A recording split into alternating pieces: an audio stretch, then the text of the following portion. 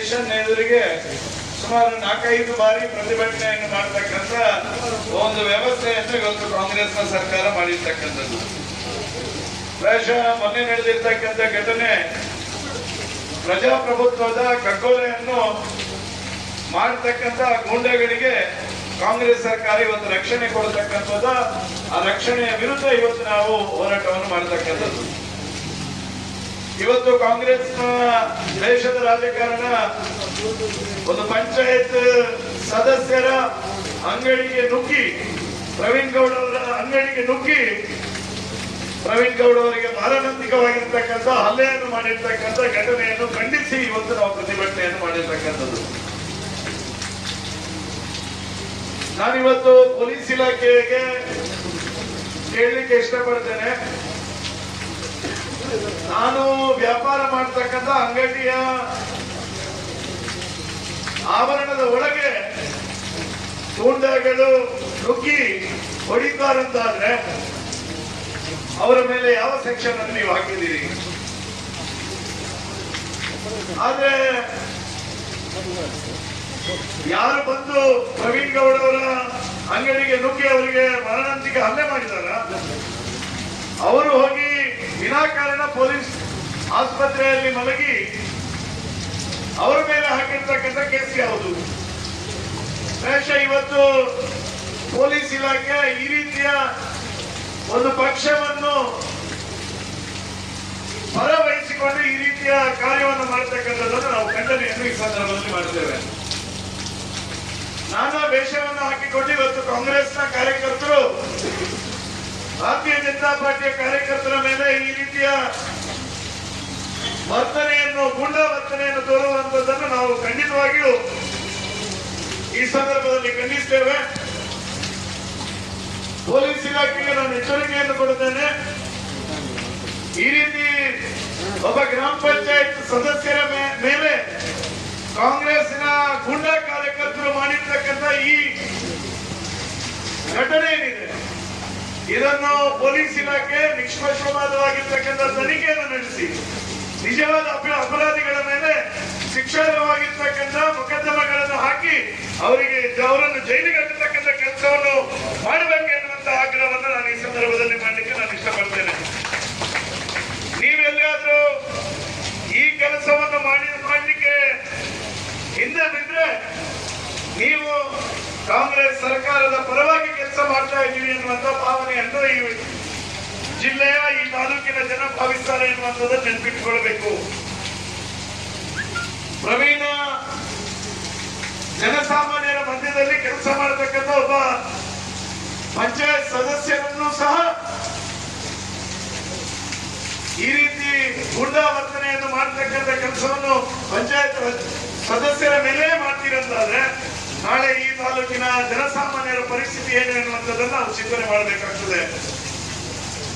ಈ ರೀತಿಯ ಕಾಂಗ್ರೆಸ್ಸಿನ ದೇಶದ ರಾಜಕಾರಣ ಇನ್ನೆಂದೂ ಕಂಡರಿಯದ ರೀತಿಯಲ್ಲಿ ಕಳೆದ 1.5 ವರ್ಷದಲ್ಲಿ ನಮ್ಮ ತಾಲೂಕಿನಲ್ಲಿ ನಡೆದಿರ್ತಕ್ಕಂಥದ್ದನ್ನು ಇವತ್ತು ಪ್ರತಿ ಗ್ರಾಮದಲ್ಲಿರ್ತಕ್ಕಂಥ ಜನಸಾಮಾನ್ಯರು ಇವತ್ತು ಬಾಯಿಯನ್ನು ಹಾಕಿಕೊಳ್ತಾ ಇದ್ದಾರೆ. ಈ ರೀತಿಯ ವ್ಯವಸ್ಥೆಗಳು ನಮ್ಮ ತಾಲೂಕಿನಲ್ಲಿ ಇರಲಿಲ್ಲ ಎನ್ನುವಂಥದ್ದನ್ನು ಪ್ರಾಯಶಃ ಈ ರೀತಿಯ ಏನು ರಾಜಕಾರಣ ಇದೆ, ಅವತ್ತು ಯುವ ಮೋರ್ಚಾದ ಅಧ್ಯಕ್ಷರ ಮೇಲೆ ವಿನಾಕಾರಣ ಮೊಕದ್ದಮೆಯನ್ನು ಹಾಕಿಸಿ ದ್ವೇಷದ ರಾಜಕಾರಣವನ್ನು ಮಾಡಿದ್ರಿ. ಎಸ್ಟಿ ಮೋರ್ಚಾದ ಅಧ್ಯಕ್ಷರ ಮೇಲೆ ವಿನಾಕಾರಣ ಸುಳ್ಳು ಕೇಸುಗಳನ್ನು ಹಾಕಿ ಕೇಸನ್ನು ಹಾಕತಕ್ಕಂಥ ದ್ವೇಷದ ರಾಜಕಾರಣವನ್ನು ಮಾಡಿದ್ರಿ. ಈ ತಾಲೂಕಿನಲ್ಲಿ ಅನೇಕ ಕಾರ್ಯಕರ್ತರ ಮೇಲೆ ಈ ರೀತಿಯ ದ್ವೇಷದ ರಾಜಕಾರಣದ ನಿಮ್ಮ ಈ ಚಟವನ್ನು ನೀವು ನಿಲ್ಲಿಸದಿದ್ರೆ ಮುಂದಿನ ದಿನಗಳಲ್ಲಿ ಭಾರತೀಯ ಜನತಾ ಪಾರ್ಟಿ ಇನ್ನಷ್ಟು ಉಗ್ರವಾಗಿರ್ತಕ್ಕಂಥ ಹೋರಾಟವನ್ನು ನಮ್ಮ ತಾಲೂಕಿನಲ್ಲಿ ಸಂಘಟಿಸುವ ಮೂಲಕ ಜನಸಾಮಾನ್ಯರಿಗೆ ಕಾರ್ಯಕರ್ತರಿಗೆ ರಕ್ಷಣೆ ಕೊಡ್ತಕ್ಕಂಥ ಕೆಲಸವನ್ನು ನಾವು ಮಾಡ್ತೇವೆ ಅನ್ನುವಂತ ಮಾತನ್ನು ಈ ಸಂದರ್ಭದಲ್ಲಿ ಹೇಳ್ತೇನೆ. ಈ ಸಂದರ್ಭದಲ್ಲಿ ಬೆಳ್ತಂಗಡಿಯ ಕಾಂಗ್ರೆಸ್ಸಿಗರಿಗೆ ಒಂದು ಮಾತನ್ನು ಹೇಳಲಿಕ್ಕೆ ನಾನು ಇಚ್ಛೆ ಪಡ್ತೇನೆ. ನಿಮ್ಮ ಪೌರುಷವನ್ನು ತಾಲೂಕಿನ ಸಾಮಾನ್ಯ ಕಾರ್ಯಕರ್ತರ ಮೇಲೆ ತೋರಿಸಬೇಡಿ.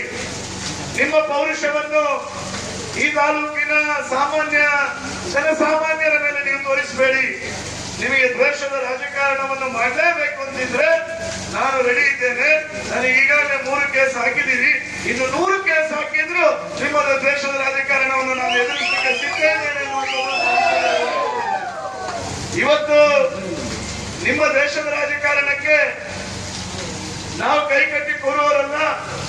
ನಿಮ್ಮ ದೇಶದ ರಾಜಕಾರಣ ಮಾಡಿ ನಾವೇನೋ ಸುಮ್ಮನೆ ಇರ್ತೇವೆ ಎನ್ನುವಂತ ಭಾವನೆ ನಿಮ್ಮಲ್ಲಿದ್ರೆ ಅದನ್ನು ಇವತ್ತೇ ಬಿಟ್ಟು ಬಿಡಿ.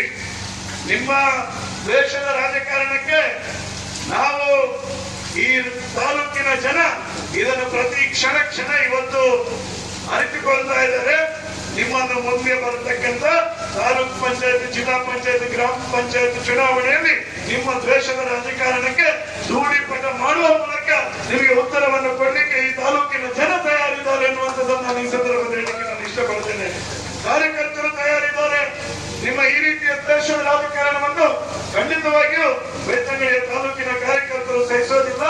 ಇನ್ನು ಮುಂದೆ ಈ ರೀತಿಯ ಘಟನೆಗಳು ಘಟಿಸಿದ್ರೆ ಮುಂದೆ ಈ ತಾಲೂಕಿಗೆ, ಈ ಜಿಲ್ಲೆಗೆ, ಈ ರಾಜ್ಯದಲ್ಲಿ ಇರ್ತಕ್ಕಂಥ ಕಾಂಗ್ರೆಸ್ ಸರ್ಕಾರದ ವಿರುದ್ಧ ನಿರಂತರವಾಗಿರ್ತಕ್ಕಂಥ ಹೋರಾಟವನ್ನು ಖಂಡಿತವಾಗಿಯೂ ಭಾರತೀಯ ಜನತಾ ಪಾರ್ಟಿಯ ಕಾರ್ಯಕರ್ತರು ಒಟ್ಟು ಸೇರಿ ಮಾಡ್ತೇವೆ ಎನ್ನುವಂತ ವಿಶ್ವಾಸದ ಮಾತನ್ನು ಈ ಸಂದರ್ಭದಲ್ಲಿ ಹೇಳ್ತಾ, ಮೊನ್ನೆ ನಡೆದಿರ್ತಕ್ಕಂಥ ಆ ಗೂಂಡಾ ಪ್ರವೃತ್ತಿಯಲ್ಲಿ ಒಬ್ಬ ಗಡಿಪಾರಾಗಿರ್ತಕ್ಕಂಥ ಒಬ್ಬ ಗುಂಡ, ಇನ್ನೊಬ್ಬ ಕ್ರಿಮಿನಲ್ ಮೊಕದ್ದಮೆಯನ್ನು ಹೊಂದಿರತಕ್ಕಂಥ ಒಬ್ಬ ಗುಂಡ, ಈ ರೀತಿಯ ಬೇರೆ ಬೇರೆ ವೇಷವನ್ನು ಹಾಕಿಕೊಂಡು ಇವತ್ತು ತಾಲೂಕಿನಲ್ಲಿ ಈ ರೀತಿಯ ನಿಮ್ಮ ಗೂಂಡಾಗಿರಿಯನ್ನು ತೋರಿಸ್ತಾ ಇದ್ದೀರಿ.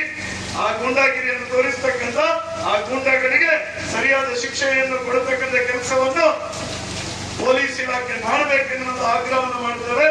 ಇದರ ಬಗ್ಗೆ ಪೊಲೀಸ್ ಇಲಾಖೆ ಯಾವುದೇ ರೀತಿಯಾಗಿರ್ತಕ್ಕಂಥ ಕ್ರಮವನ್ನು ಕೈಗೊಳ್ಳದಿದ್ರೆ ಮುಂದಿನ ದಿನಗಳಲ್ಲಿ ಇನ್ನಷ್ಟು ಕಾರ್ಯಕರ್ತರು ಸೇರಿ ಹೋರಾಟವನ್ನು ಮಾಡುವ ಮೂಲಕ ಪೊಲೀಸ್ ಇಲಾಖೆಯನ್ನು ಬಿಸಿ ಮುಟ್ಟಿಸ್ತಕ್ಕಂಥ ಕೆಲಸವನ್ನು ನಾವು ಮಾಡ್ತೇವೆ ಎನ್ನುವಂತ ಮಾತನ್ನು ಈ ಸಂದರ್ಭದಲ್ಲಿ ಹೇಳ್ತಾ, ಇವತ್ತು ಇಷ್ಟು ಮಳೆಗೆ ಇಷ್ಟು ಕಾರ್ಯಕರ್ತರು, ಇಷ್ಟು ಪಂಚಾಯತ್ ಸದಸ್ಯರು ಎಲ್ಲರೂ ಇವತ್ತು ತಾಲೂಕಿನ ಕಚೇರಿಯ ಮುಂದೆ ಸೇರಿದ್ದೇವೆ ಅಂತ ಹೇಳಿದ್ರೆ ಇದರ ಗಂಭೀರತೆಯನ್ನು ತಾಲೂಕು ಆಡಳಿತ, ಜಿಲ್ಲಾ ಆಡಳಿತ, ಪೊಲೀಸ್ ಇಲಾಖೆ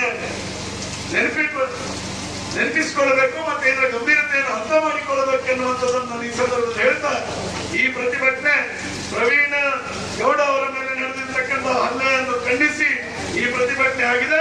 ಇದು ಯಾವುದೇ ಗ್ರಾಮ ಪಂಚಾಯತ್ ಸದಸ್ಯರಿರ್ಬೋದು, ಜನಪ್ರತಿನಿಧಿಗಳಿರ್ಬೋದು, ಕಾರ್ಯಕರ್ತರಿರ್ಬೋದು, ಇನ್ನು ಮುಂದಿನ ದಿನಗಳಲ್ಲಿ ಈ ರೀತಿಯ ವರ್ತನೆಗಳು ಮರುಕಳಿಸಿದ್ರೆ ನಾವ್ಯಾರು ಕೈಗೆ ಬಳೆ ಕಟ್ಟಿ ಕೂತ್ಕೊಳ್ಳೋದಿಲ್ಲ.